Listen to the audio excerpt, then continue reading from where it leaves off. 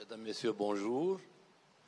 Monsieur le Président de la FEFOG, Monsieur le Professeur Cissé, que nous saluons, que grâce à lui que ces sessions ont eu lieu, avec un travail sans relâche, il y a eu beaucoup de webinaires qu'il a organisés avec tous les confrères, surtout pendant la pandémie de la Covid. Au nom de toutes et de tous, nous voulons le remercier et lui rendre un hommage appuyé pour tout ce qu'il a fait, chose qu'on fera lors de l'Assemblée générale. L'occasion aussi de saluer le collège pour en marge de ce congrès. Donc il y a 2 sessions pratiquement qui seront faites par la FEFOG. Donc nous remercions les organisateurs pour leur amabilité. Sans trop tarder, j'ai le plaisir et l'honneur de co-présider cette table avec Monsieur le Président de la Société sénégalaise, M. Aïdibé, pour une pathologie que vous connaissez, les grossesses multiples. Ce sont les grossesses gemellaires, triplées et autres, qui ce n'est pas une grossesse pathologique, mais non plus, ce n'est pas une grossesse physiologique, surtout une grossesse à haut risque. Comme vous le savez, on l'apprendrait aussi, où il y a pratiquement plus de 7% de problématiques qui se posent, soit pour la mère, soit en matière de complications. Un élément important aussi, surtout l'augmentation de plus de 30% de mortalité maternelle quand il s'agit de grossesses multiples. Et vous dire un peu qu'il faudrait aller sur la pointe des pieds pour mener à bien la tâche du suivi de la grossesse, de l'accouchement avec ses complications, vu l'hypertonie, vous le savez, vu la surdistension, bref, on en parlera. Et on a 3 orateurs de classe qui nous viennent du Maroc, de Guinée et d'ici pour nous entretenir. J'introduirai le premier, M. Si, qui nous vient de Guinée, pour nous parler, nous entretenir en matière d'épidémiologie. Vous avez la parole tout en respectant les deadlines avec nos vifs remerciements.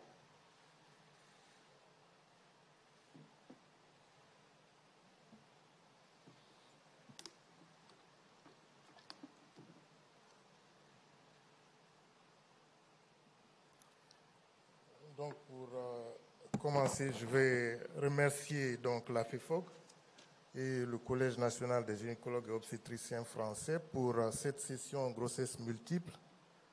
Et comme l'a dit le président de session tout à l'heure, la grossesse multiple, c'est vrai, ce n'est pas une pathologie, mais c'est une grossesse anormale. Dans l'espèce humaine, une grossesse doit aboutir à un enfant. Donc la grossesse multiple se définit comme étant une grossesse comportant plus d'un embryon ou fœtus se développement dans l'utérus. Il s'agit de grossesse à risque élevé de morbimortalité maternelle et périnatale, justifiant une attention particulière et une prise en charge dans une structure spécialisée. Ces grossesses sont plus fréquentes en Afrique subsaharienne. Elles surviennent le plus souvent dans un contexte de procréation médicalement assistée dans le cadre d'une infertilité reconnue par l'OMS comme un problème de santé en raison de la fréquence élevée de l'infertilité, des difficultés de prise en charge et des complications maternelles et périnatales associées. Il s'agit de défis donc de santé publique, surtout en Afrique, en matière d'efforts en soins obstétricaux et néonatales d'urgence. Ces grossesses sont le plus souvent de 2 ordres. C'est soit des grossesses gemellaires ou des grossesses multiples de rang supérieur ou égal à 3. Ces grossesses gemellaires peuvent être soit des dizygotes, il s'agit de faux jumeaux, c'est le cas de 75% de ces grossesses, issues de fécondation de 2 ovocytes distincts dont les patrimoines génétiques sont différents et peuvent être de sexe opposé, mais sont toujours bicoriales et biamniotiques. Les grossesses monozygotes, c'est les vrais jumeaux, c'est le cas de 25% des grossesses issues de fécondation d'un seul ovocyte qui est secondaire à un dédoublement. Si ce dédoublement a lieu avant le 5e jour, c'est-à-dire au stade de Morilla, il s'agira d'une grossesse bicoriale et biamniotique.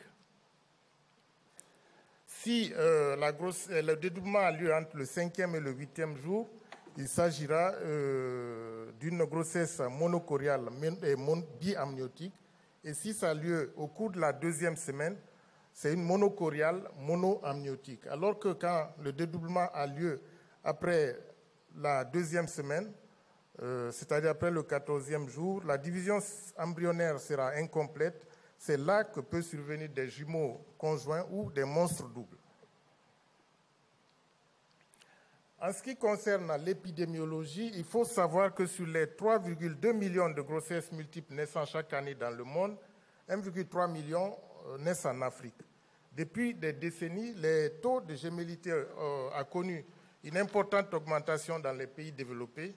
En Afrique, où le taux était, semble-t-il, élevé, dans les années 70, son évolution est mal connue.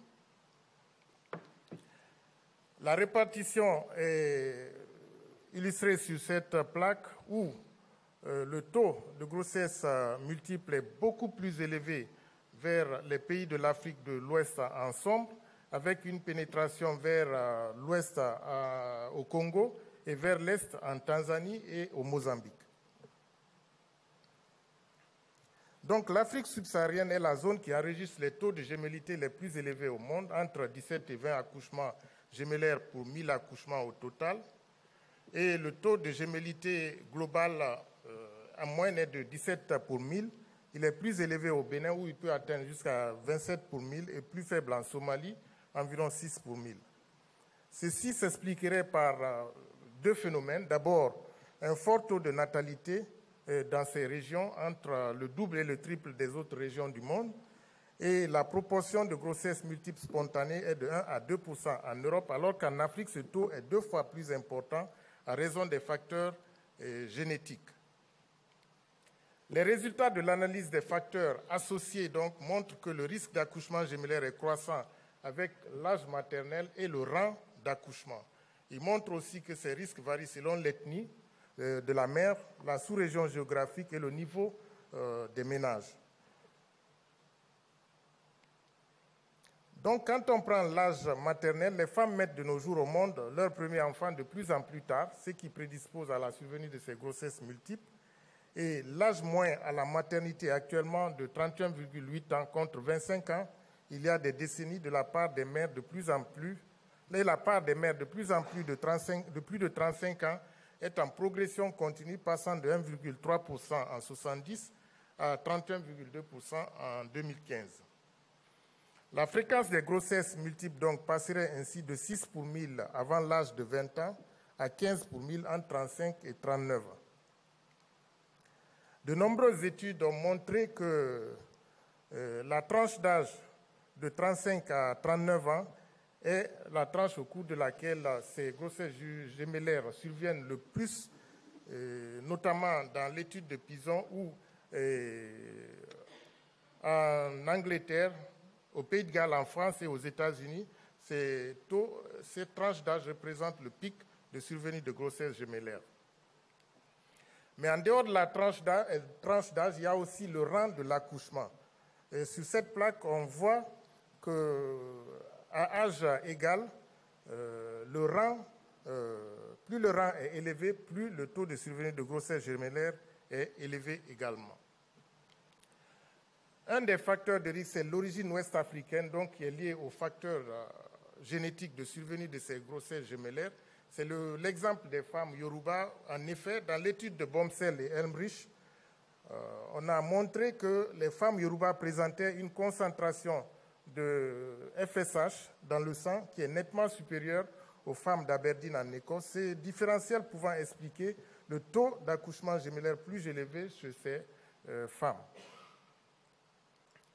Quant à la répartition géographique, quel que soit le type qu'on prend, que ce soit la répartition, le découpage classique ou le découpage spécifique, la région du golfe de Guinée, qui engendre certains pays de l'Afrique de l'Ouest, est la zone de survenue de prédilection de ces grossesses multiples.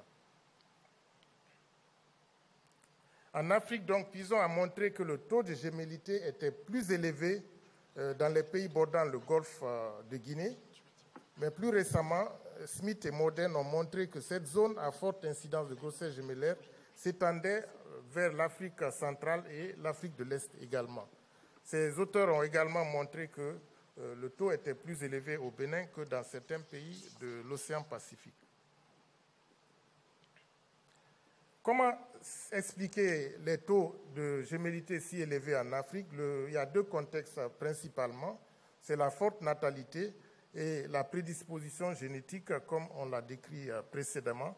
Et la répartition géographique de ces ethnies pourrait expliquer également la disparité et la répartition en Afrique de ces grossesses multiples. Sur le suivi de l'évolution de ces grossesses gémellaires sur cette plaque, on remarque qu'il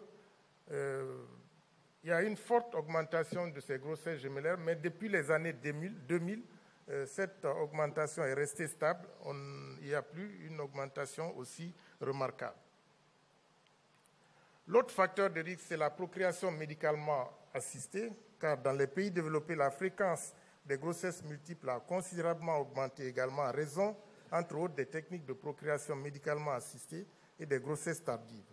En cas de procréation médicalement assistée, un couple possède 25% de chances d'avoir des jumeaux contre 1,6% naturellement et 2,5% de triplés contre 0,03% naturellement. Les antécédents de grossesse multiples également sont un facteur de risque de survenue de ces grossesses. Quant au deuxième volet de notre question, le diagnostic de la grossesse gémellaire, de la grossesse multiple donc, est posé au plan clinique et paraclinique. Au plan clinique, en début de grossesse, on se fiera à la recherche des antécédents de gémellité, surtout maternelle, ou d'induction de l'ovulation, mais on retrouvera à l'examen une exagération des signes sympathiques et une augmentation du volume de l'abdomen plus que la normale. Dans la deuxième moitié de la grossesse, cette augmentation est plus remarquable. On pourra à l'examen également avoir une palpation de pôles fœtaux de même nature ou plus de 2 pôles fœtaux ou des pôles fœtaux très rapprochés, de même nature très rapprochés au cours de l'examen. L'audition de 2 foyers distincts d'activité cardiaque est un signe également de grossesse multiple, mais ce signe n'est pas constant pour la grossesse gémellaire. Au plan biologique, en début de grossesse, c'est le taux plasmatique de bêta-ACG qui est très élevé par rapport à la grossesse de Singleton, mais l'échographie est l'examen qui permet de poser le diagnostic de grossesse multiple. Et cet examen, au premier trimestre, vise 4 objectifs. C'est la datation et l'évolutivité de la grossesse, le diagnostic de la chorionicité, l'analyse morphologique précoce et la mesure de la clarté nicale dans le cadre du dépistage de la trisomie 21. Le premier objectif, donc, la datation de la grossesse est précise entre 7 et 12 semaines. Une discordance précoce entre les différentes longueurs crânio-caudales de plus de 3 mm est significative et prédictive de retard de croissance ultérieur sur un des fœtus. Quant au diagnostic de chorionicité ou chorialité, c'est un paramètre fondamental dans la surveillance des grossesses gémellaires. Les grossesses monochoriales sont, comme on l'a dit précédemment, sont toujours issues du même œuf. La grossesse est en général monochoriale et exceptionnellement monochoriale et monoamniotique. En cas de grossesse bichoriale, il s'agit d'une grossesse dizygote, c'est des faux jumeaux, et d'une grossesse monozygote dont la division cellulaire intervenue est précocement dans 10% des cas. Donc, le diagnostic de chorionicité repose alors sur le signe du lambda, comme sur cette plaque, où la membrane interamniotique rejoint le trophoblaste dans une zone triangulaire qui est remplie du trophoblaste. À l'inverse, si l'insertion est en forme de T, comme sur cette plaque à droite, il s'agira d'une bichoriale et monochoriale diamniotique.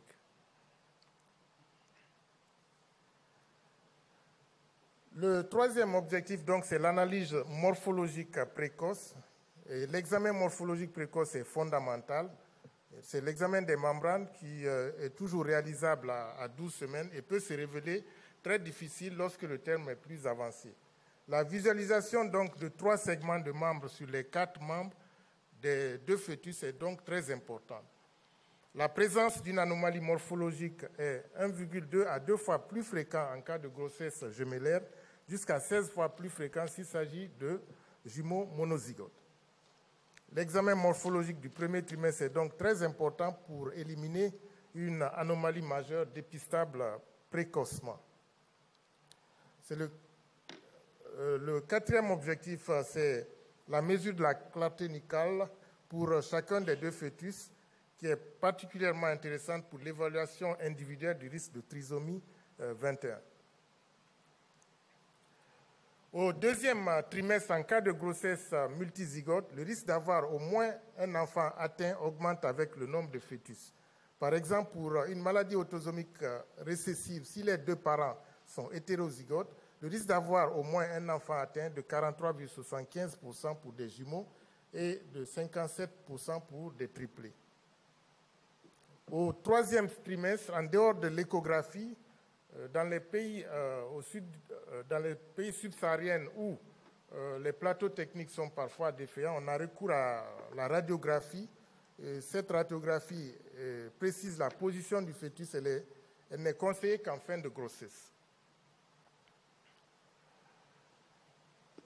Dans l'étude de Jarvis, dans son étude, a trouvé que sur 94 grossesses gemellaires suivies, 85 le diagnostic de gémellité a été posé dans ces 85 femmes avant le travail.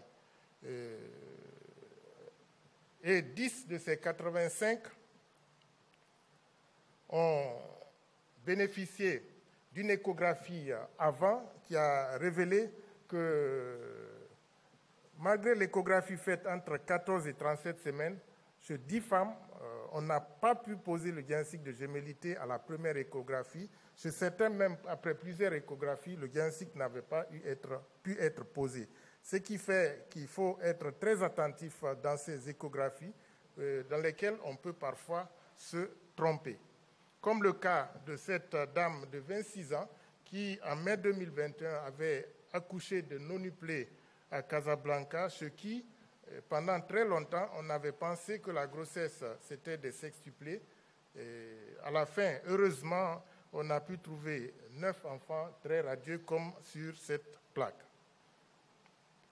Donc, en conclusion, nous disons que la grossesse gémellaire est une situation fréquente, représente une grossesse sur 57 et un enfant sur 29 est un jumeau. Une proportion importante de ces grossesses est liée aux techniques d'assistance à la reproduction. L'examen échographique du premier trimestre d'une grossesse gemellaire est donc fondamental pour le suivi de toutes ces grossesses. Cet examen peut se révéler difficile et un contrôle rapide doit être programmé en cas de doute sur le diagnostic ou l'examen incomplet. Je vous remercie, Monsieur le Président. Merci beaucoup, Monsieur Sy. En principe, vous avez une demi-heure, donc vous avez fait le maximum de temps, brillamment.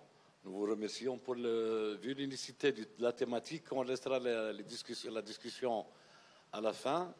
Donc, je vais passer la parole à M. Aidibi, qui est à la table pour présenter le prochain orateur. Merci.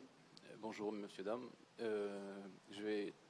Comme on a un peu de temps, je vais à mon tour remercier la FEFOG et plus particulièrement son président pour nous avoir permis d'organiser ces sessions conjointes.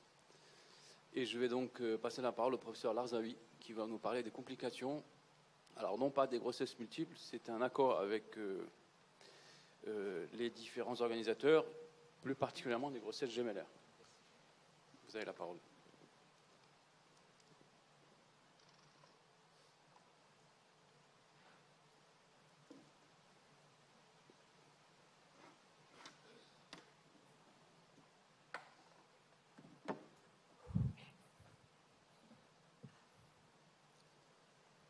Merci, Monsieur le Président.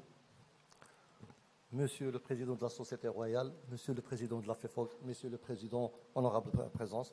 Donc, en fait, l'intitulé qui m'a été demandé de présenter, c'est les complications de la grossesse gemellaire. Tout d'abord, je n'ai aucun conflit d'intérêt financier ou autre nature concernant ce sujet.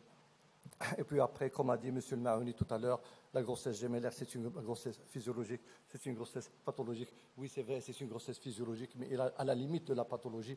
Et on sait que cette grossesse peut être compliquée par l'hypertension artérielle, le diabète, l'anémie, l'accouchement peut être compliqué, l'hémorragie de la délivrance. Et donc, ça ne reste pas dans la tout à fait physiologique. C'est vrai, c'est une grossesse physiologique, mais avec des complications qui sont très importantes.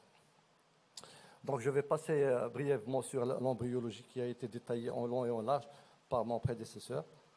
Donc, en disant que lorsqu'il y a une grossesse dézygotique, là, le problème, à la limite, ne se pose pas. Chacun se développe à sa manière, avec un patrimoine génétique qui n'a rien à voir avec son frère, sauf le moment de la grossesse et de l'accouchement qui est le même. Chez nous, l'être humain, on n'a pas de super ovulation et on n'a pas de super fœtation, contrairement aux félins. Donc, mais si la division a lieu à un stade très précoce, dans ce cas, on va avoir une grossesse bichoriale, biamniotique, mais c'est une grossesse monozygotique. Un stade intermédiaire, c'est une grossesse monocoriale et biamniotique. Et un stade tardif, bien sûr, monocorial, monoamniotique. Et là où il y a c'est là où il y a le plus de complications. Et un stade au-delà, ce sont les monstres doubles ou bien les siamois. Bon, la physiologie de la grossesse gémellaire, pour pouvoir comprendre les complications qu'on va voir. Pour une grossesse normale, déjà, il y a une augmentation du débit cardiaque. Là, en cas de grossesse gémellaire, ça c'est majoré avec 15% de plus d'augmentation du débit cardiaque. Et bien sûr, une dame qui a un problème cardiaque va décompenser au cours de la grossesse. La tension artérielle a également tendance à augmenter, notamment au cours du 2e et 3e trimestre. Pour le système respiratoire, là également, il y a des modifications aussi bien sur le plan anatomique que physiologique. Anatomique avec réduction de la hauteur pulmonaire, mais élargissement transversal et antéro-postérieur qui fait que le volume courant va devenir plus important. Et il y a également augmentation de la fréquence respiratoire. La filtration globérulaire également est très importante, avec une tendance justement à une protéinurie. Pour le système digestif, on sait qu'il y a un reflux gastro-œsophagien et la constipation qui sont fréquemment notées au cours de la grossesse normale. Et ça est dû malheureusement à la progestérone qui n'est pas très intelligente parce que la progestérone, son rôle parmi les rôles, c'est d'inhiber les contractions des muscles lisses. C'est très bon, c'est bénéfique pour l'utérus, ça évite justement les fausses couches, les accouchements prématurés on prolonge pour le 2e, 3e trimestre. Mais malheureusement, cette progestérone agit également sur le tube digestif et l'appareil urinaire avec toutes les complications qu'on peut avoir, notamment la constipation et le reflux, entre autres. Bon, la progestérone a un rôle ici, elle joue un rôle ici. Fonction hépatique, en général, elle est respectée. Le système qui est perturbé, c'est le système endocrinien également, parce qu'il y a l'augmentation d'un certain nombre d'hormones, notamment les œstrogènes, la progestérone, donc le cortisol également, les hormones thyroïdiennes, et ce sont des hormones catabolisants, anabolisants, ce sont des hormones hyperglycémiantes. Ce qui est vrai pour ces hormones, également pour l'aldostérone, l'hormone lactogène placentaire, l'HCG, tout ça va entraîner un risque de diabète, avec, surtout chez les personnes qui ont une intolérance aux hydrates de carbure. Pour le diagnostic échographique, on l'a vu tout à l'heure, pour différencier entre grossesse bichoriale, monozygotique ou bien dizygotique, parce que les grossesses monozygotiques se compliquent beaucoup plus que les grossesses monodizygotiques. Pour le premier trimestre, le diagnostic est facilement réalisable avec le type de chorionicité. Et pour le 2e trimestre, bien sûr, on peut poser les diagnostics de manière plus difficile avec études morphologiques et surtout voir est-ce qu'il y a une discordance entre la croissance fœtale qui va aboutir à évoquer le diagnostic de transfuseur transfusé. Bon, les complications. On a dit que la grossesse gémellaire, c'est une grossesse hyperactive avec un certain nombre de complications qu'on peut noter au cours de la grossesse normale, mais surtout aggravées lors de la grossesse gémellaire. Parmi ces complications, il y a l'hypertension artérielle, il y a le diabète gestationnel, il y a le retard de croissance intra-utérin, l'anémie ferriprive. Pourquoi l'anémie? L'anémie parce qu'on sait que le fer elle est séquestré au niveau du placenta. Et du moment qu'il y a 2 fœtus, donc la femme, s'il n'a pas assez de réserve en fer, elle va développer son anémie. Il y a également l'hydramniose qui peut être notée soit dans le cadre de diabète ou bien dans le cadre de transfuseurs transfusés. placenta inséré parce que la galette ou les galettes placentaires dans volume plus important, bien sûr, ils peuvent déborder sur le segment inférieur et on est dans le placenta inséré, parfois même prévia, c'est-à-dire arrivant jusqu'au niveau du col. Pyélonéphrite, parce que le volume utérin est tellement important et on sait qu'il y a une dextrorotation, le rein droit il souffre et dans ce cas il va souffrir davantage parce que le volume utérin est plus important.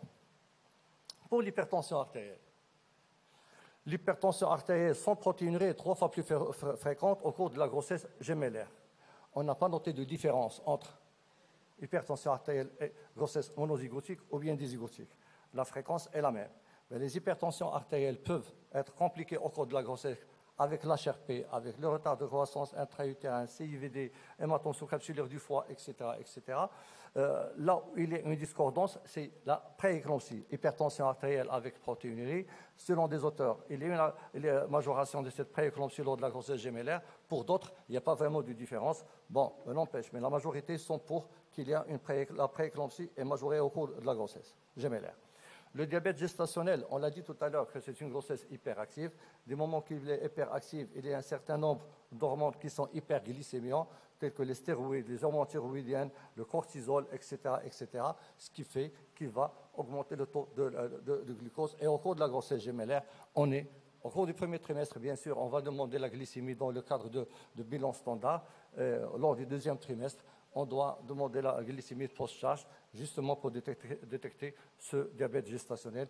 Et vous le savez, actuellement, pour la définition de diabète gestationnel, une glycémie à jeun supérieure ou égale à 0,92, après 1 heure supérieure ou égale à 1,80, après 2 heures supérieure ou égale à 1,53, l'existence d'une de ces 3 valeurs pose le diagnostic de diabète gestationnel et il faut agir dans ce sens. Quand je dis agir, c'est essentiellement le régime. Et bien sûr, si on n'arrive pas à équilibrer ou bien stabiliser ce diabète, le traitement devient indispensable, essentiellement, pour ne pas dire exclusivement, l'insuline. Le risque relatif pour les grossesses dizygotiques serait de 8,6 par rapport aux grossesses monozygotiques, le diabète gestationnel. Bon. Les complications fœtales. Il y a des complications fœtales qui sont qu'on peut noter même au cours des grossesses monofœtales. Des complications qui sont spécifiques, bien sûr, aux grossesses gémellaires et notamment monozygotiques. Et la prématurité, le retard de croissance, et les complications spécifiques sont le syndrome transfuseur-transfusé, le fœtus acarde, fœtus papyracie, les siamois et fœtus in situ. La prématurité, qui reste la principale complication à craindre au cours de la grossesse gémellaire. Pourquoi? C'est normal. Mécaniquement, c'est défendable. Il n'y a pas assez de place. Il y a 2 fœtus qui se développent à l'intérieur de l'utérus. Donc, lorsque le muscle utérin n'arrive plus à s'étirer, donc le point de faiblesse, c'est le col de l'utérus. Il va y avoir la dilatation et bien sûr un accouchement avant le terme. Qui fait qu'environ 50% des patientes qui ont une grossesse gémellaire vont accoucher avant 37 semaines d'aménorrhée. Et les naissances entre 26 et 30 semaines d'aménorrhée sont 10 fois plus importantes qu'en cas de grossesse unique. Et la fréquence des naissances entre 31 et 34 semaines d'aménorrhée sont 7 fois plus fréquentes qu'en cas de grossesse monofœtale. Pour le retard de croissance intra-utérin, c'est la deuxième complication qu'il faut craindre en cas de grossesse gémellaire. Si on prend les courbes de croissance de grossesse monofœtale, on a 10% d'enfants d'hypotrophie en cas de grossesse monofœtale, alors qu'en cas de grossesse gémellaire, nous avons pratiquement la moitié des femmes qui ont des hypotrophes au retard de croissance. À poids égal et à terme égal, le risque de maladie liée à l'hypotrophie fœtale serait la même qu'en cas de grossesse monofœtale. Lorsqu'il y a une discordance qui est perceptible entre le développement des 2 fœtus, c'est là on va parler du syndrome transfuseur-transfusé et qu'on va aborder tout de suite. Qu'il reste une complication de grossesse gémellaire monochoriale biamniotique. Ce syndrome transfuseur-transfusé survient dans 15% de cas de grossesse gémellaire monochoriale biamniotique. Le diagnostic est suspecté lors d'une inégalité de la croissance des 2 jumeaux. Le transfuseur et la tendance à être hypotrophe, c'est normal parce qu'il va transfuser son frère jumeau avec un oligoamnios. Il va avoir une anémie. Avec chute de l'oligoamnios est expliqué par la chute de la diurèse. Le transfusé a la tendance à être macrosome. avec un œdème parfois généralisé, mégalithique et souvent une hypertrophie du cœur, du foie, des reins, donc hypersplanchnie avec un hydramnios. Paradoxalement, le fœtus le plus fragile, c'est le transfusé et non pas le transfuseur. Les deux sont fragiles, mais si on arrive à récupérer l'un des deux, c'est en général le transfuseur et non pas le transfusé, donc c'est l'hypotrophe qui peut être sauvé. Le risque de la mort in utero est évident. Dans ce cas du syndrome transfuseur-transfusé, il faut différencier entre les différents types d'anastomose. Lorsqu'il y a anastomose entre les deux artères, il n'y a pas vraiment de complications parce que la pression artérielle à droite et à gauche, les deux jumeaux, est pratiquement la même et on a une situation d'équilibre. Lorsqu'il y a également l'anastomose entre les deux veines, là encore une fois, il n'y a pas vraiment de problème. Le problème se pose lorsqu'il y a anastomose entre artère-veine ou bien veine-artère. Des fois, on peut avoir anastomose artère-veine et puis en même temps veine-artère et on arrive à une situation d'équilibre. Mais souvent, c'est une situation de déséquilibre et qui définit le syndrome transfuseur-transfuseur et qui peut être flagrant. Pour les conséquences, les situations d'équilibre, on a dit artère-artère, veine-veine ou bien artère-veine-veine, artère équilibrée. Bon, lorsqu'il y a une asymétrie modérée, là, il y a le syndrome transfuseur-transfusé, mais les deux fœtus sont récupérables. Dans ce cas, lorsqu'il y a anastomose artère-veine non compensée, le fœtus transfuseur est fœtus transfusé, le transfuseur est hypotrophe et anémique, le transfusé a un œdème avec hépatosplénomégalie et on peut avoir une insuffisance cardiaque parce que, bien sûr, elle est débordée par le volume circulatoire. Lorsque la symétrie est sévère, le transfusé risque de mourir par une insuffisance cardiaque et le transfuseur peut mourir par une hypoxie, anémie, etc. Voilà, mais c'est le transfuseur qui risque de mourir en premier, qui souffre le plus.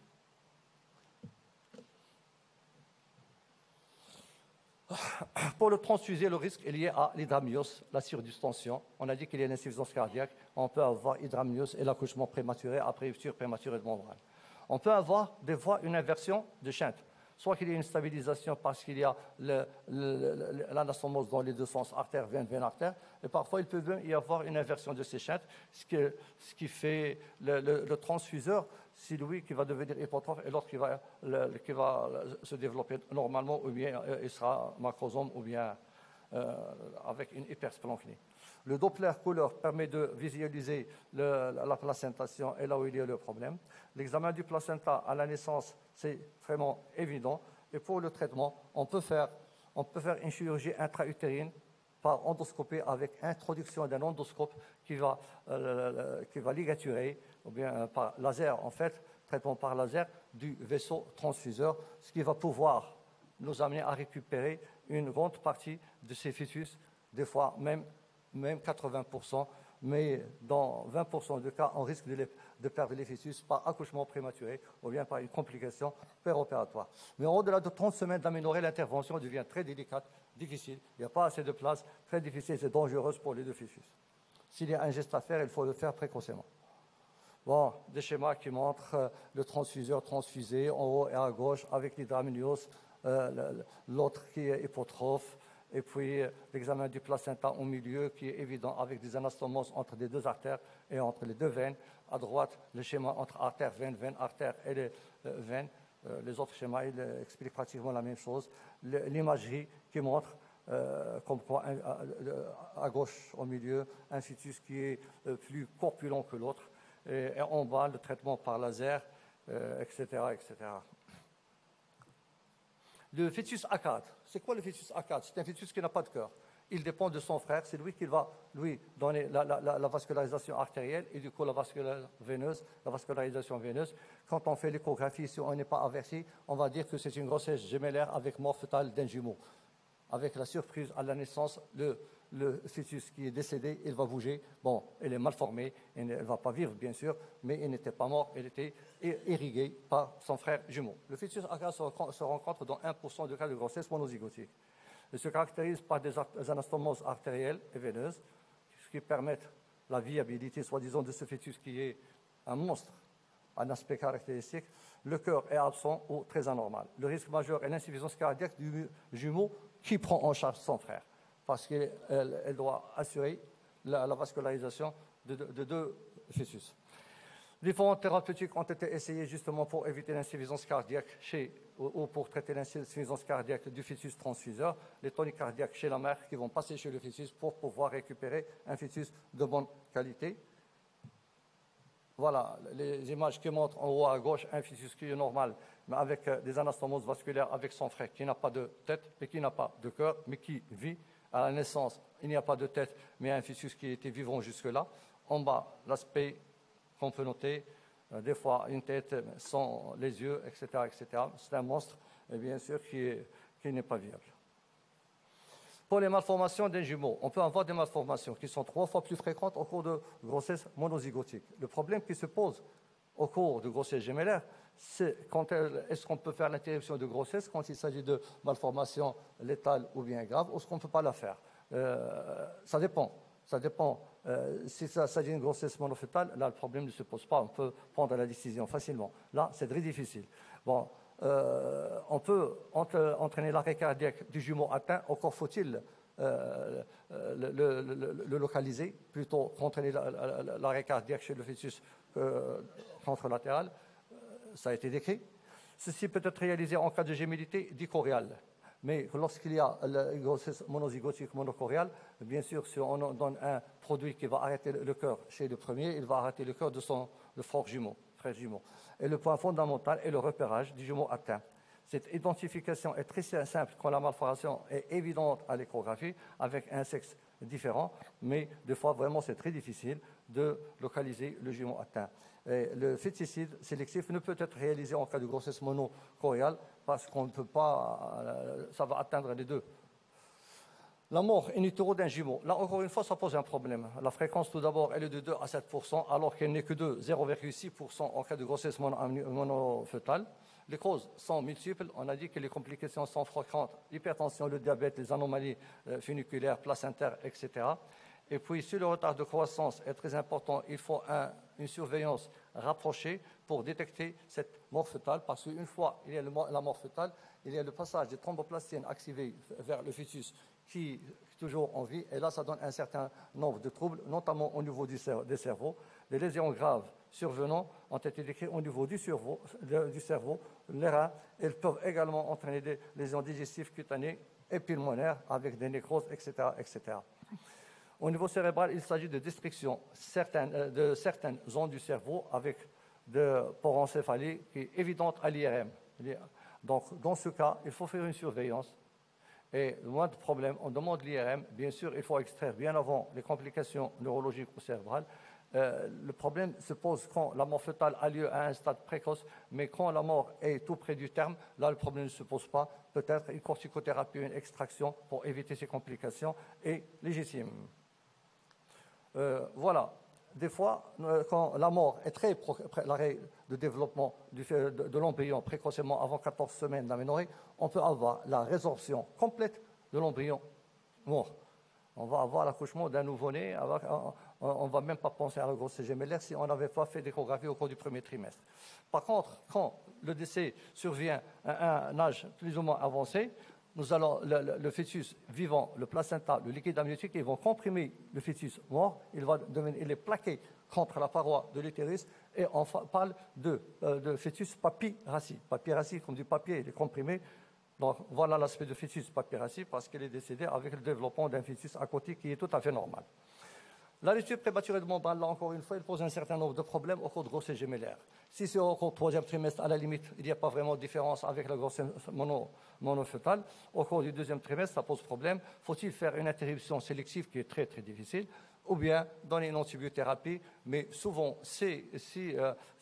avant 28 semaines d'aménorrhée, ce qui est légitime, c'est d'interrompre la grossesse pour éviter les chorioamniotites, le décès même de la mère et non pas des deux jumeaux.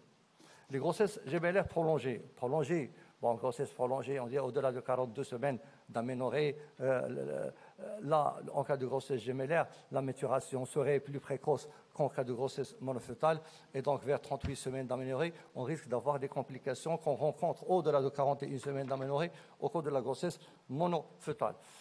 Dans ce cas, un certain nombre d'auteurs préfèrent déclencher au maximum vers 38 semaines d'aménorrhée, justement pour éviter les conséquences de ces naissances placentaires qui est précoce en cas de grossesse multiple.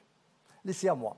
Les siamois, quand la division a lieu à un stade avancé de division de l'œuf, il va y avoir l'accolement par le tronc ou la tête, ça dépend où il y a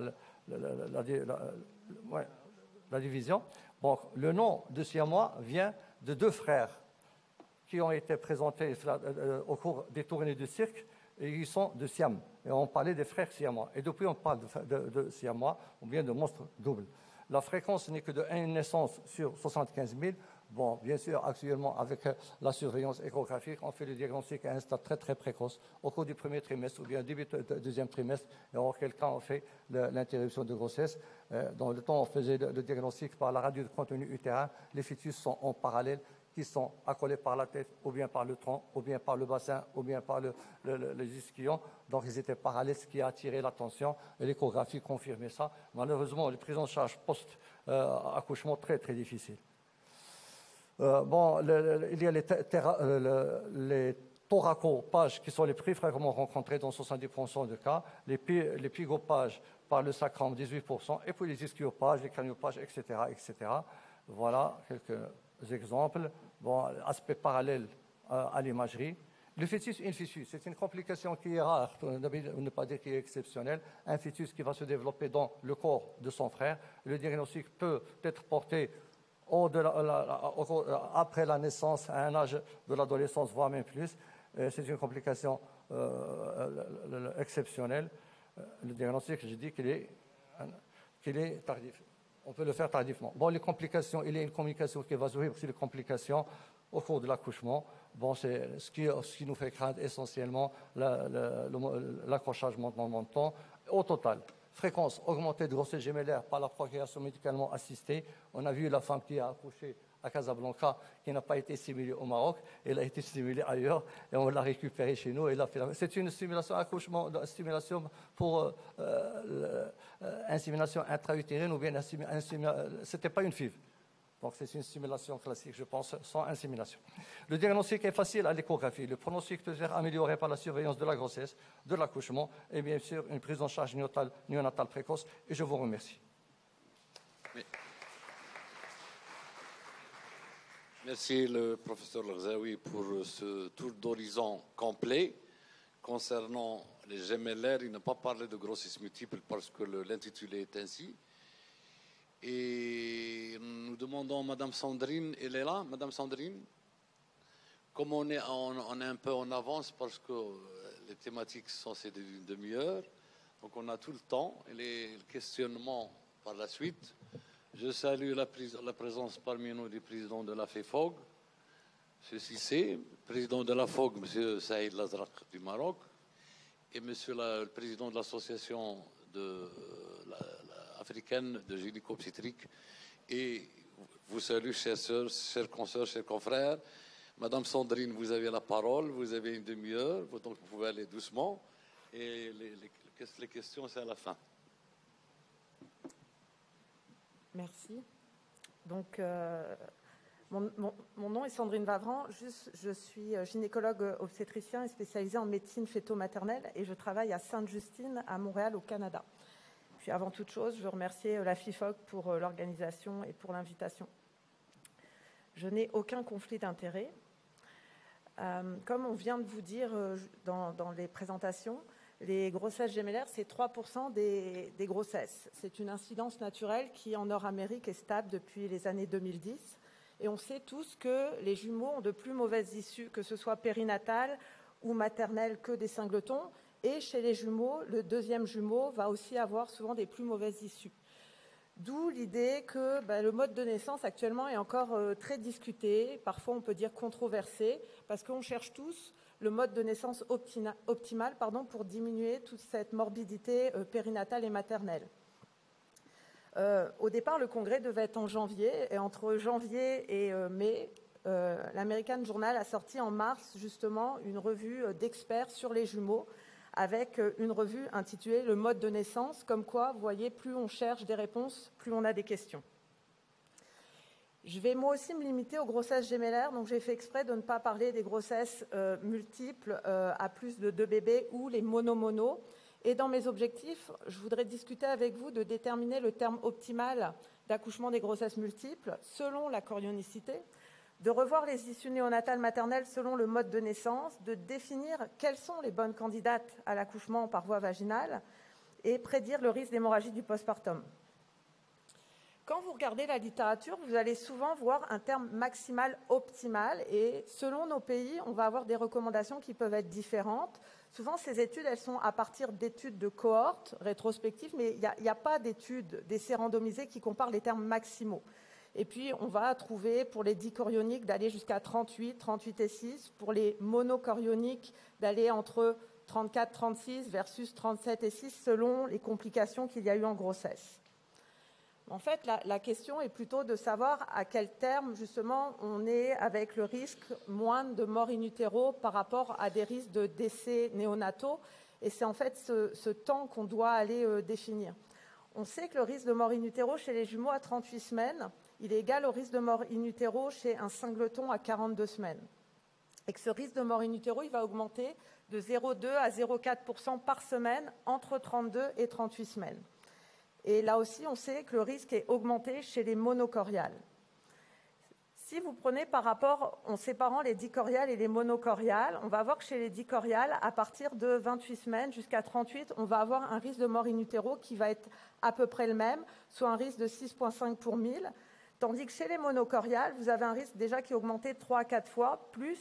Et entre 32 et 36 semaines, on va avoir un risque qui est bien plus augmenté, probablement dû au retard de croissance et au syndrome transfuseur-transfusé. En 2012, il y a une étude randomisée justement sur 3 pays, 235 patientes qui ont décidé de randomiser pour voir si une naissance élective à 37 semaines diminuait les risques de morbimortalité néonatale plutôt que d'aller vers un suivi avec une naissance à 38 semaines. Donc en fait, dans leurs 2 groupes qui étaient similaires avec à peu près 80% de grossesse dichoriale, le premier point, c'était qu'il n'y avait pas de différence significative au niveau de l'immaturité pulmonaire. Donc ça montrait qu'induire à 37 semaines n'augmentait pas les risques au niveau immaturité pulmonaire par rapport au bébé. Par contre, on voyait de manière très significative pour le groupe naissance élective à 37 semaines qu'on diminuait les mauvaises issues périnatales sévères et la morbidité périnatale liée à l'accouchement. Autre point intéressant, c'est qu'on diminuait le risque de retard de croissance inférieur au 3e percentile dans le groupe induction à 37 semaines. Une autre étude, une méta-analyse de 2016, qui était sur 32 études avec 29 685 jumeaux Didi et 5 486 monodis. Eux aussi, c'était déterminer l'âge gestationnel selon la chorionicité pour diminuer le risque de mort in utero. Et on voyait vraiment qu'il y avait un risque qui était balancé pour les gémellaires dichoriales diamniotiques entre 37 et 37 et 6 et pour les monochoriales diamniotiques entre 36 et 36 et 6 entre mort in utero et décès néonataux. Donc en fait, au lieu de parler de terme maximal, on pourrait plutôt dire un terme optimal et on peut parler d'un accouchement à partir de 37 semaines pour les dichoriales non compliquées, à partir de 36 semaines pour les monochoriales non compliquées et de pouvoir aller un peu plus loin au niveau de la gestationnelle, mais si vous avez une surveillance qui est adaptée à votre patiente. Le deuxième point, c'est quel mode d'accouchement choisir pour les grossesses gémellaires. Il y a eu un moment avec les grossesses gémellaires une augmentation importante des césariennes par rapport aux 2e jumeaux quand ils étaient en siège. Et il y avait peu de littérature concernant justement la comparaison accouchement versus césarienne, avec plus des études qui allaient vers les césariennes électives. Puis il y a une étude en 2013 faite par le docteur Barrett qui a été publiée dans le New England qui a justement poser la comparaison entre l'accouchement et la césarienne pour les jumeaux. En fait, ils ont fait un essai randomisé, contrôlé, multicentrique, qui était sur 8 ans, avec 2804 femmes, 106 centres, et ils avaient inclus les gémellaires monochoriales ou dichoriales, mais toutes des diamniotiques, entre 32 et 38 et 6. Tous les bébés, les jumeaux 1, étaient en présentation céphalique, avec des poids entre 1,5 kg et 4 kg estimés.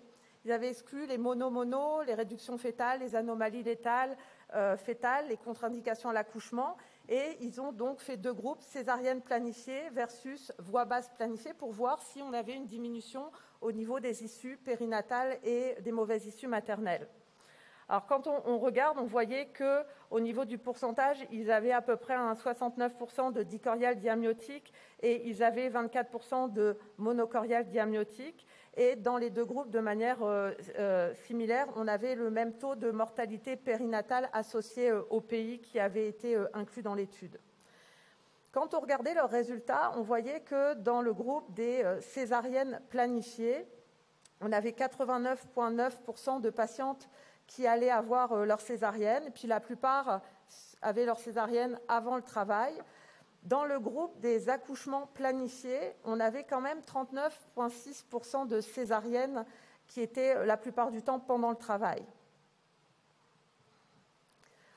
Au niveau de l'issue primaire, donc leur but était de voir la mortalité fœtale ou néonatale ou la morbidité néonatale. Il n'y avait aucune différence significative entre les 2 groupes césarienne et accouchement. Et pour l'issue secondaire, qui était la mortalité et la morbidité maternelle sévère, là aussi, pas de différence significative entre les 2 groupes, avec pour les césariennes 7,3% et pour les accouchements voie basse 8,5%.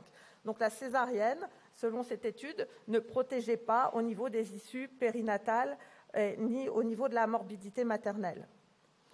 Une deuxième grosse étude qui a été publiée en 2007 par l'étude du docteur Schmidt, qui est le groupe Jumoda, une des plus grosses cohortes avec 5 915 grossesses gémellaires qu'ils ont inclus à partir de 32 semaines, avec là aussi un bébé 1 encéphalique. C'était à peu près les mêmes critères d'inclusion que l'étude Twin Birth. Et puis 176 maternités françaises en 1 an, et eux aussi, c'était d'évaluer le mode de naissance et la morbidité, mortalité néonatale chez les jumeaux.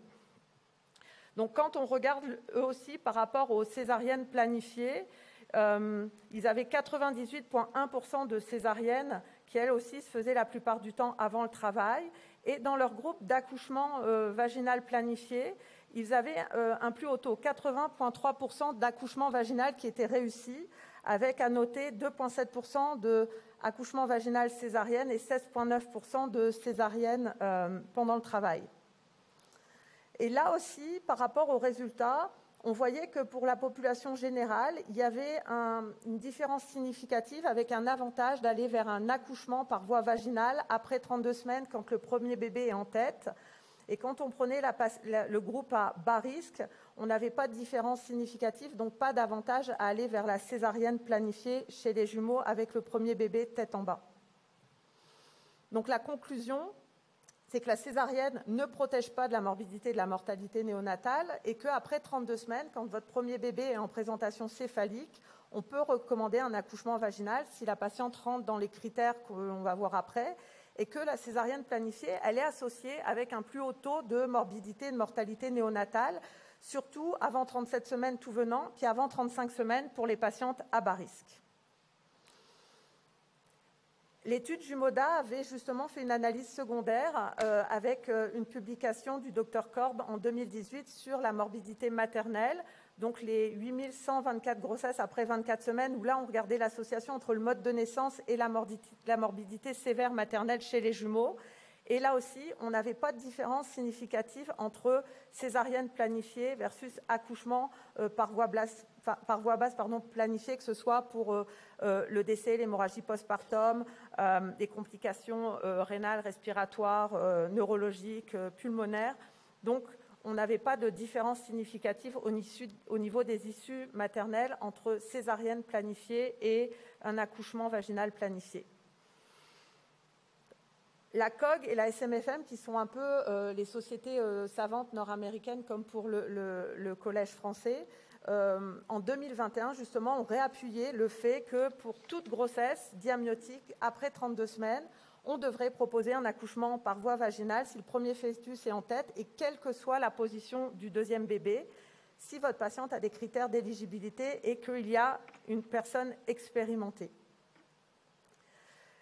Une étude en 2021, justement, s'était intéressée à la morbidité maternelle entre induction du travail et césarienne planifiée en regardant comme critères l'hémorragie du postpartum, hystérectomie, transfusion, hospitalisation aux soins, utilisation de 2 utérotoniques, mort maternelle. Dans leur groupe essai d'accouchement, ils avaient 61% d'accouchement par voie basse et il n'y avait pas de différence significative dans le groupe induction versus dans le groupe césarienne planifiée.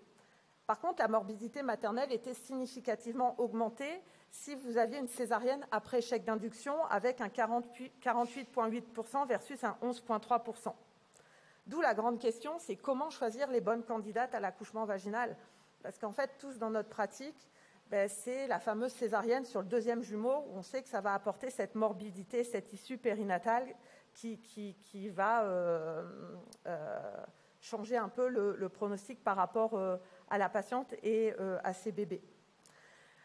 Nos recommandations, la SOGC, sont anciennes, mais les contre-indications absolues, qui sont les mêmes au niveau international, c'est, comme pour les monofétales, un utérus multicicatriciel, plus de 3 cicatrices antérieures, un bébé transverse, un placenta prévia, puis de manière spécifique, il y a les jumeaux conjoints, puis les grossesses mono-mono. Au niveau des contre-indications relatives, ce que nous, au Canada, on va avoir dans nos recommandations, on a les mêmes que pour les grossesses monofétales, donc ça peut être un premier jumeau en siège, une pathologie gravidique instable et un utérus unicicatriciel. Pour les contre-indications spécifiques, eh bien, il y a toute grossesse gémellaire qui rentre quand même dans une contre-indication, surtout selon l'expérience de l'accoucheur. Il y a le terme à moins de 32 semaines, le poids de moins d'1,5 kg, le 2e jumeau non céphalique et la discordance de poids. Je vous donne les contre-indications relatives, et même si je travaille au Canada, cela ne veut pas dire que je suis automatiquement les indications qui sont notées, et ce qui est en rouge, je vais le rediscuter avec vous justement. Par rapport à l'utérus cicatriciel, justement, en 2019, dans l'American Journal, il y a une méta-analyse de 11 études, 8209 grossesses gémellaires, et il comparait justement la morbidité maternelle associée à l'essai de travail chez les jumeaux après une césarienne antérieure versus une césarienne planifiée. Donc, ils avaient quand même 2484 essais de travail versus 5725 césariennes planifiées. Et en fait, le taux de rupture utérine était identique dans les inductions de travail entre singletons et jumeaux quand ils comparaient par rapport à la littérature. Ils avaient un taux similaire de succès d'accouchement voie basse entre les gémellaires et les singletons. On n'avait pas plus de déhiscence, de cicatrices, pas plus d'hémorragie, pas plus de transfusion, pas plus de morbimortalité néonatale entre l'essai d'accouchement par voie basse versus la césarienne planifiée. Donc actuellement, par rapport à la littérature, ce n'est pas une contre-indication d'accoucher des jumeaux avec un antécédent d'une césarienne antérieure. Par contre, là aussi, c'est de discuter avec la patiente, et comme pour votre patiente qui aura un antécédent de césarienne avec un singleton, pour laquelle vous allez lui faire un counseling en voyant les critères de succès, parce que c'est ça qu'on vise, c'est quand on essaie le travail, c'est qu'elle ait un succès, vous allez faire la même chose par rapport à votre gémellaire pour voir si elle rentre dans le haut taux de succès du fait de l'analyse de sa césarienne antérieure. Concernant la discordance de poids, donc la définition, c'est poids du plus gros sur poids du plus petit divisé par le poids du plus gros. On retrouve dans la littérature, puis c'est quand même assez ancien, que oui, on a une augmentation de la morbidité néonatale du plus petit jumeau quand on a une discordance au-dessus de 25%, du plus gros jumeau quand on a une discordance au-dessus de 30%, et puis qu'on n'a pas de réduction de la morbidité néonatale associée à la pratique d'une césarienne. On a cette morbidité néonatale du fait de la discordance de poids. Par contre, dans les critères d'accouchement, puis on l'utilise au Canada, c'est sûr que nous, on va calculer la discordance de poids et que ça va être une indication de césarienne si votre 2e jumeau a une discordance de poids entre 25 et 40% de plus par rapport au risque obstétrical. Là aussi, si vous avez une discordance de poids, toujours vous dire, s'il y a une discordance, il y a probablement un retard de croissance associé. Et là aussi, ça ne va peut-être pas être les mêmes issues dans l'accord de l'accouchement voie basse si c'est un retard de croissance. Au niveau du mode d'accouchement pour le premier bébé qui est non céphalique, c'est 20% des présentations, donc vous allez avoir des sièges-têtes, des sièges-sièges, des transverses. C'est sûr que, comme je voyais par rapport au présentateur juste avant, on a pris la même image, c'est qu'on a le risque d'accrochage des fœtus par le menton. C'est 1 pour 1000, c'est sûr que c'est un taux de mortalité très élevé, mais c'est quand même très rare. Actuellement, en Nord-Amérique, et puis je pense qu'en Angleterre aussi, la césarienne, elle est recommandée pour le bébé 1 qui n'est pas céphalique parce qu'on considère qu'il n'y a pas d'évidence de bas risque. Je sais qu'en Europe et en France, on propose les deux modes, la césarienne versus l'accouchement vaginal. Et là, de nouveau aussi avec l'étude Jumoda, où ils ont regardé les issues périnatales et la mortalité néonatale avec un premier bébé né en siège. Ils n'avaient pas de différence significative, avec pas moins de mauvaises issues. Et là aussi, la pratique dépend de nouveau de l'expérience de la personne qui accouche. Pour un mode d'accouchement avec un bébé céphalique, donc vous allez avoir 42% des cas, c'est des céphaliques. Après 34 semaines, le bébé, le jumeau 1, souvent sa présentation va être stable. Par contre, j'aime toujours quand on dit aux patientes, et c'est ironique de leur dire « Oh, madame, céphalique, vous inquiétez pas, c'est les plus faciles ». Il y a 12% des jumeaux qui vont se tourner quand le premier naît. Et je pense que des fois, c'est plus dur d'accoucher un céphalique qu'un céphalique non céphalique. C'est sûr que les céphaliques non céphaliques, 38% sont des sièges, 12% sont des transverses. Mais comme je vous ai montré juste avant, il n'y a pas d'indication d'aller faire une césarienne sur un deuxième jumeau si c'est un siège ou un transverse, parce qu'actuellement, il n'y a pas d'augmentation de la morbidité ou de la mortalité périnatale quand le deuxième jumeau est en présentation haute que tête. Quels sont les prérequis à l'arrivée en salle de naissance pour un accouchement vaginal sécuritaire ? Moi, je pense que les premiers, c'est les critères humains. C'est-à-dire que une patiente consentante, c'est toujours beaucoup plus facile qu'une patiente qui va refuser de pousser. Et je pense que quand vous voyez vos patientes pendant les plusieurs mois où vous les suivez avant, il faut les préparer à l'idée de l'accouchement et de leur expliquer comment ça va se passer, parce que c'est ça qui va être la clé du succès. L'obstétricien expérimenté aussi pour accoucher surtout le deuxième jumeau par voie vaginale, quelle que soit sa présentation, un anesthésiste sur place et un pédiatre prévenu. Dès que votre patiente va arriver, au niveau des choses à vérifier, c'est l'absence de contre-indication à l'accouchement vaginal, c'est la position du premier bébé. Et puis, dans beaucoup de centres, on va vouloir avoir une échographie de moins de 2 semaines pour avoir les poids et pour avoir une idée sur la discordance. Parce qu'en protocolisant les accouchements, c'est là où on va avoir des meilleures issues. Bien sûr, vous allez monitorer les bébés, une voie veineuse périphérique, une écho, si possible, disponible en tout temps, une anesthésie loco-régionale très recommandée, puis un accès au bloc facile avec une bonne communication, parce qu'il y a quand même 10 à 30% de césariennes urgentes pendant le travail. Les recommandations du collège pour la naissance, puis elles datent de 2009, mais je pense qu'elles sont très claires. Naissance du premier bébé, j'aime beaucoup le mot actif, donc prise en charge active de l'accouchement du deuxième bébé. Si votre deuxième bébé n'est pas en tête, soit c'est un siège, vous allez réaliser une grande extraction. Si c'est un transverse, vous allez faire une version grande extraction. Si votre deuxième bébé est encéphalique, s'il est fixé, vous allez faire pousser la patiente, rupture des membranes, accouchement. Si la tête est haute et mobile, sur une équipe entraînée qui sait faire des versions grande extraction, puis là aussi on va le voir, pour diminuer les délais entre les deux bébés, on va aller vers la version grande extraction. Si c'est une tête haute et mobile, mais l'équipe n'est pas à l'aise d'aller faire une version grande extraction, de faire pousser la patiente, rompre les membranes et la coucher. Ce qui est intéressant dans l'issue, justement, périnatale, c'est le délai entre les deux jumeaux. Souvent, on tolère 30 minutes. C'est ce qu'on trouve dans la littérature. Mais plus vous augmentez votre délai, supérieur à 15 minutes, plus vous avez une issue périnatale mauvaise pour le deuxième bébé et plus vous augmentez votre césarienne sur le deuxième jumeau.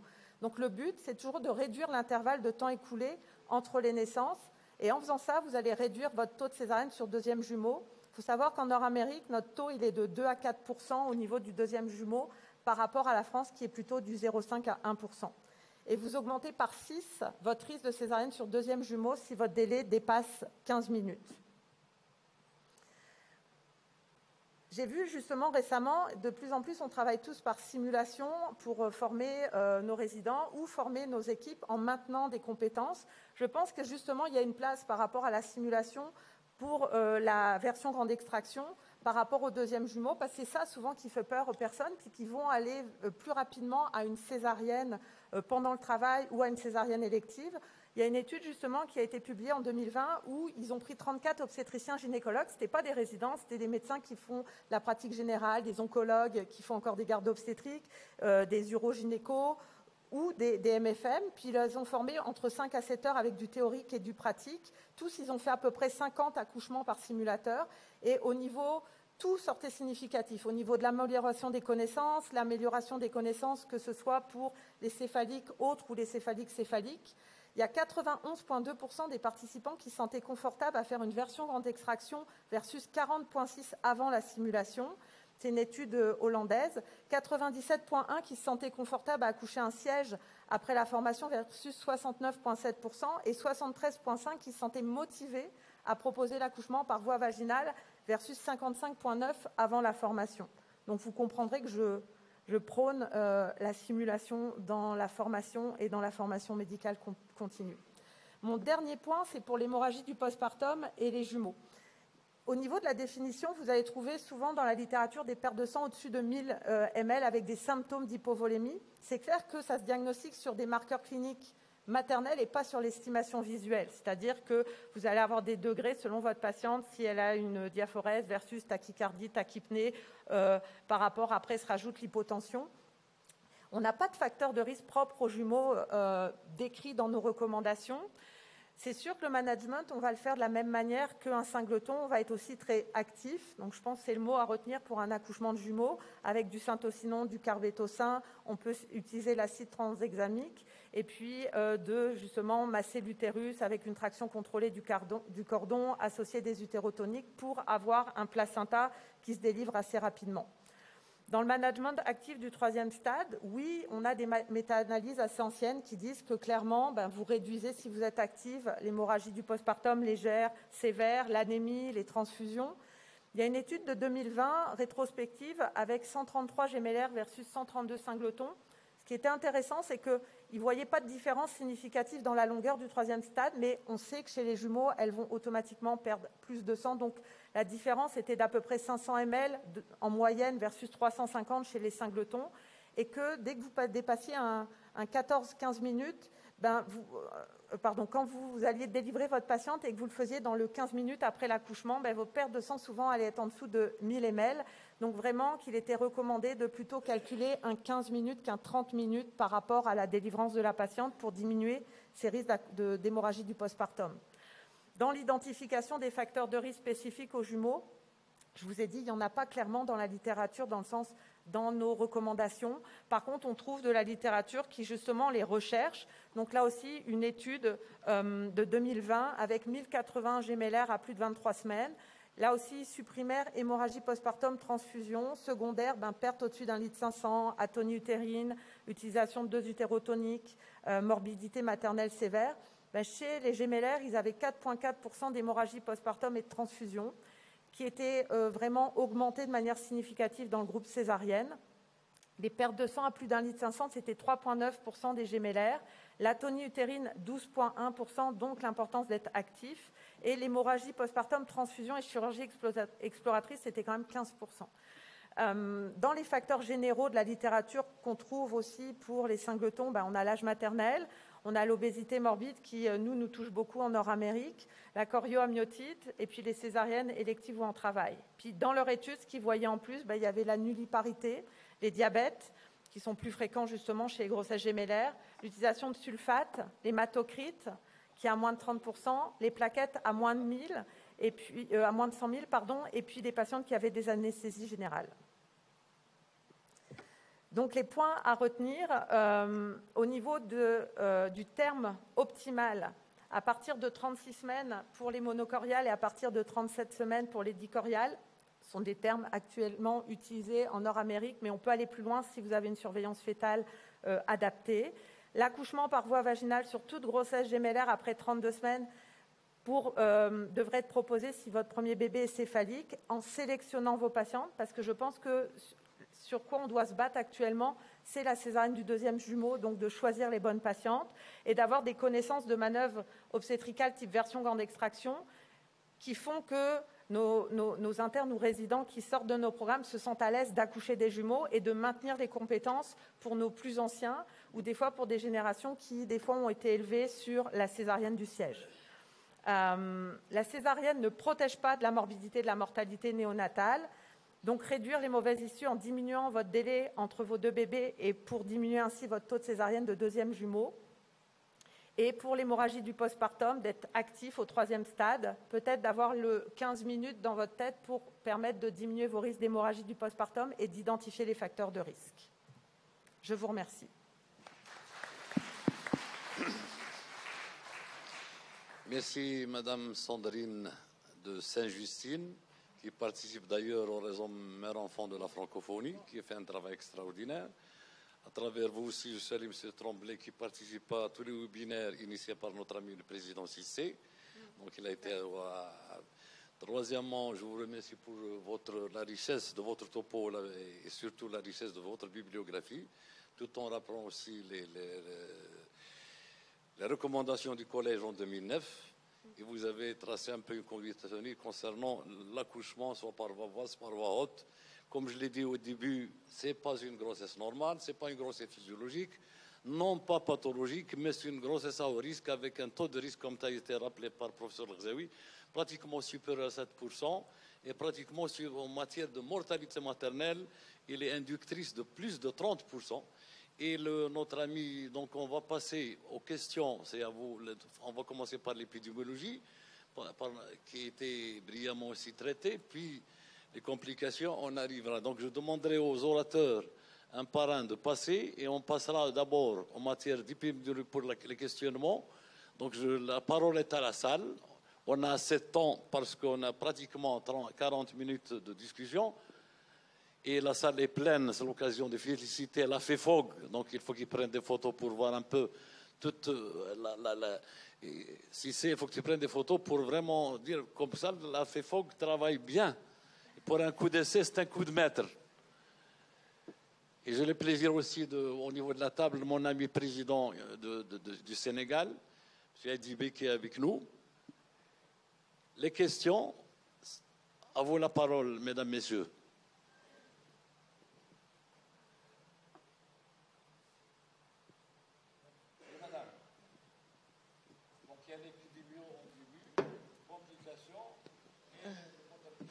Oui, merci.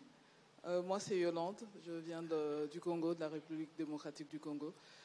Comme elle a dit, quand on pose des questions, on trouve les réponses.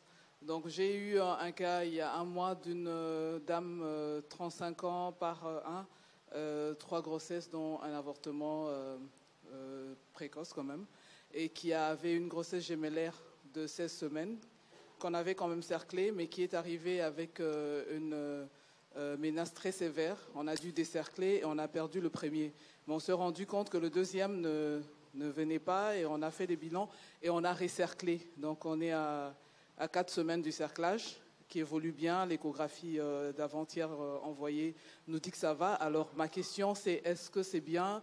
Est-ce qu'on a l'espoir que ça évolue bien ? Et puis qu'est-ce qu'il faut faire d'autre au regard de tout ce qu'on vient de nous présenter et surtout à l'issue.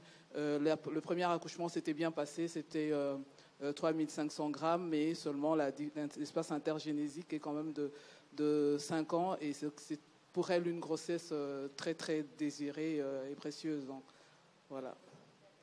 On a recerclé à 16 semaines. Oui. On l'avait cerclé avant à 12. Oui. Oui, complément d'information. D'accord.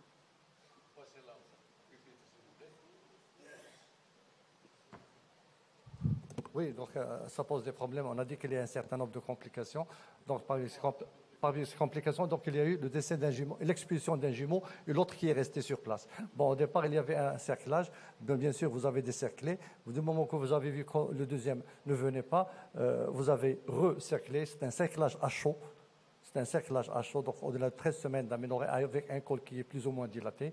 C'est vrai qu'il faut prendre une noisette, pousser les membranes et faire un cerclage. Ça ne réussit pas à 100%. Souvent, ça déclenche le travail et c'est l'expulsion.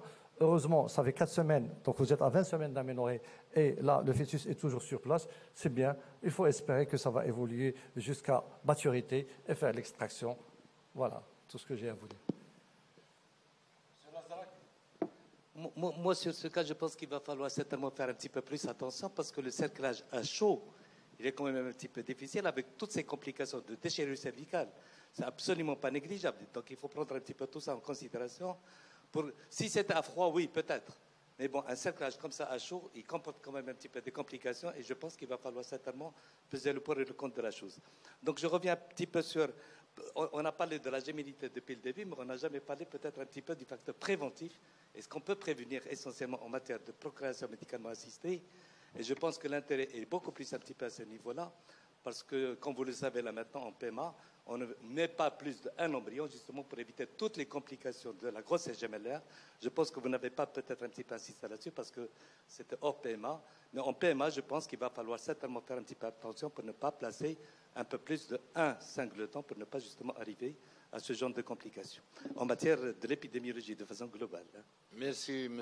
Lazrak. Mais ça a été rappelé par notre ami C tout à l'heure en matière de fréquence de grossesse gémellaire. Il a appelé deux éléments importants. Un, la PMA, avec l'avènement de la PMA, justement, il n'y a pas de réduction. Deuxièmement, au niveau du taux de natalité en Afrique, il a rapporté tout à l'heure en Afrique de l'Ouest, vu le taux de natalité qui augmentait, donc il y a plus de gémilité. Vous voyez? Donc il a été rapporté déjà à l'introduction tout à l'heure. Je vous remercie, M. Lazrak, pour d'autres questions à la salle. Pour Allez-y. La question de la dame, l'issue de la grossesse, si d'aventure la grossesse par coup de chance était menée jusqu'à terme, quelle était la voie privilégiée pour l'accouchement? Est-ce une césarienne ou la voie basse? C'était la dernière part. Moi, juste pour rajouter, les cerclages, je suis d'accord avec monsieur, les cerclages à chaud, c'est 4 à 6 semaines. Donc en la cerclant à 16 semaines, il faut quand même la prévenir qu'elle a des grandes chances d'accoucher plus à 22-24 semaines. Donc avec une très grosse prématurité, voire un bébé pas viable. C'est sûr que la difficulté dans ces situations, on peut avoir des bébés qui vont rester. Puis là aussi, il y a des délais, il y a des choses décrites dans la littérature où les patientes qui vont perdre un premier bébé, sans cerclage, elles vont des fois réussir à maintenir une grossesse, mais pareil, c'est de l'ordre du 4 à 6 semaines. Donc c'est la grosse difficulté parce qu'il y a quand même, je suis tout à fait d'accord, le fait de remettre un cerclage à chaud avec un contexte infectieux qui n'est pas négligeable. Par rapport au mode de naissance, votre patiente, si elle tient, il n'y a plus qu'un bébé. Donc elle rentre quelque part dans un accouchement normal, dans le sens où si elle se met en travail, puis il y a de gros risques qu'elle se mette en travail en la décerclant. Si elle a dépassé un certain terme, même si c'est un siège, elle va pouvoir accoucher. Mais je vais vous souhaiter qu'elle ait une tête en bas, parce que ça fait beaucoup de choses pour cette dame. Mais... Oui, je voulais juste réagir par rapport au cas de madame. Qu'est-ce qui a motivé le cerclage, du coup, sur cette grossesse, indépendamment de l'antécédent de fausse couche? Et je voulais aussi poser une question, du coup, à l'assistance. Quelles sont vos pratiques par rapport aux grossesses gémellaires? Est-ce qu'il vous arrive de faire des cerclages systématiquement ou pas? Parce que ça aussi, ça a été un gros débat, Oui. même si ce n'est pas forcément dans les recos. Alors, le nôtre, c'était prophylactique parce qu'on a eu une fausse couche avant un avortement. Donc, c'était vraiment prophylactique du fait qu'on avait déjà la gémellité et qu'elle présentait quand même un contexte déjà de douleur assez récurrente, mais on avait fait des investigations inflammatoires, on était dans le bon. Alors on l'a fait vraiment prophylactique. Alors quand on a eu justement à 16 semaines cette menace, on se dit on était dans le bon, mais vraiment c'était des contractions très fortes et on a décerclé automatiquement. On a eu, voilà, ce que j'ai oublié, c'est qu'on avait protrusion de membrane au travers le premier cerclage. Voilà, donc on a décerclé et 2 jours après, on a perdu le premier. Mais après discussion dans le service, 2 jours après, on a remis. Donc là, comme je disais, on est à 3 semaines, 2 jours et ça tient. Voilà. Oui, madame, s'il vous plaît. Vous présentez. Merci. Alors, moi, je viens d'Algérie, c'est Dr Mansour. Bonjour. Mansour. Je voudrais poser une question pour la dernière oratrice et à l'occasion pour l'ensemble de l'assistance. Alors, il y a un ancien adage qui disait « Heureux est le deuxième jumeau ». Alors, qu'est-ce qu'il en est à l'ère de la nouvelle obstétrique et qu'est-ce que vous en pensez?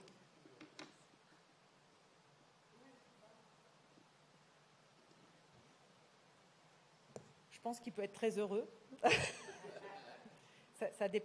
Je pense qu'il peut être très heureux justement si on a considéré que sa maman était une bonne candidate pour l'accouchement voix basse. Je Je pense qu'il y a des deuxièmes jumeaux qui vont très très bien. On a des délais souvent même de moins de 5 minutes par rapport à... Quand vous regardez la littérature, les gens qui sont... Alors j'avoue que Jumeauda, l'équipe française, c'est des gens qui accouchent beaucoup les jumeaux. En Nord-Amérique, il y a eu un moment beaucoup de césariennes, même pour des sièges singletons. Donc comprenez que sur des jumeaux sièges, il y a une ouverture de césarienne sur deuxième jumeau. Puis là, justement, les gens reprennent le contrôle de l'accouchement voix basse sur le deuxième jumeau. Par contre, je pense vraiment que ce timing de quand le premier naît, je pense que pour qu'il soit heureux, c'est qu'il ait quand même une date horaire qui soit proche de son premier co-jumeau, co-jumelle. Donc plus vous diminuez votre délai, mieux ça va se passer. Mais il est clair que l'important, c'est de choisir les bons candidats, exactement. Donc je ne pense pas que l'adage venait de patientes qui avaient des césariennes. Je pense que c'est dans le management de l'accouchement. Puisque vous êtes là, vous restez. Pour l'étude que vous avez rapportée sur les 5500 cas en matière d'impact sur le nouveau-né, césarienne ou pas, ouais. Quelles sont les répercussions? C'était la grosse étude, il y a eu les deux, l'étude de 2013 et l'étude de 2018, qui en s'associant, ils avaient les mêmes critères d'inclusion. Les deux vont vraiment dans le sens de l'accouchement par voie vaginale, en disant qu'il n'y a pas d'issues périnatales qui sont moins bonnes d'accoucher par voie vaginale, que ce soit le premier ou le deuxième bébé. Donc ils avaient quand même regardé aussi le deuxième jumeau, puis les issues périnatales pour l'accouchement voie basse, elles étaient très bonnes. Donc pas de différence significative. Oui, madame.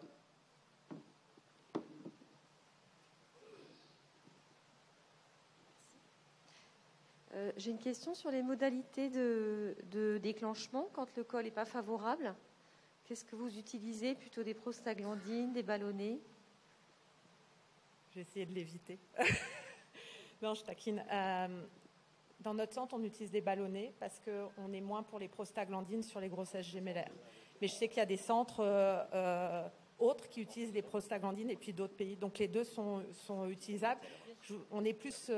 En tout cas, au Québec, on utilise plus des ballonnés. On est plus pour une pratique avec mécanique ou d'emblée du syntocinon, parce que souvent, les grossesses gémellaires, avec un peu de syntocinon, vous allez vite pouvoir rompre les membranes. Donc, on n'est pas du tout prostaglandine, mais je sais que quand je regardais les études, il y a des gens qui l'utilisent et qui rapportaient des mêmes résultats dans de la maturation de col. Je pense que les jumeaux, rien qu'en étant gémellaires, n'ont pas beaucoup de maturation à avoir parce que habituellement, elles se dilatent assez facilement avec du syntocinon. Par contre, c'est pour les utérus cicatriciels.